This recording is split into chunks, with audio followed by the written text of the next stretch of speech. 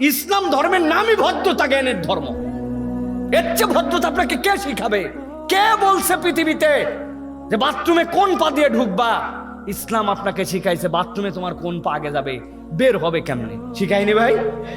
এর থেকে বেশি পবিত্রতা কে শিখাইছে?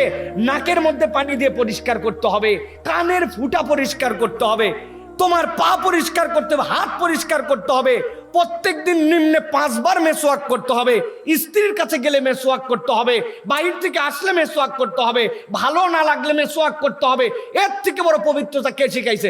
ও তো শিখাইছে রাত্রে মেসওয়াক করা না, পেস্ট দিয়ে এমন জিনিস দিয়ে ডইলে শো, দাঁতের গোড়ার মধ্যে কেমিক্যাল দিয়ে দিয়ে ব্রেনের সাথে যে শার্পনেস, মুখস্থ করার যে শক্তি, কাজের যে আগ্রহ, ও আপনার দাঁত সাদা করার নাম দিয়ে সব খেয়ে ফেলছে।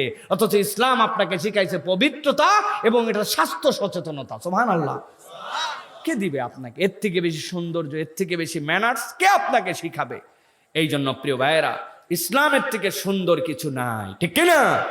এই উন্মুক্ত ক্লাসটার নাম মাহফিল। উন্মুক্ত ক্লাসের নাম কি? আজকের ক্লাসে আমরা কিছু পড়ালেখা শিখে যাব ইনশাআল্লাহ। রাজি আছি তো? অত্যন্ত গুরুত্বপূর্ণ একটা বিষয়ে, কোরআন হাদিসের সবই গুরুত্বপূর্ণ, কিন্তু আমরা তাগিদ দেওয়ার জন্য, বোঝানোর জন্য, অত্যন্ত গুরুত্বপূর্ণ একটা বিষয়ে আমরা কিছু সময় কথা শুনে আমল করার নিয়ত করে বাড়িতে যাব ইনশাআল্লাহ। একটা মুখ ফাঁকি দিয়েন না ভাই, ইনশাআল্লাহ বলতে বলেন ইনশাআল্লাহ।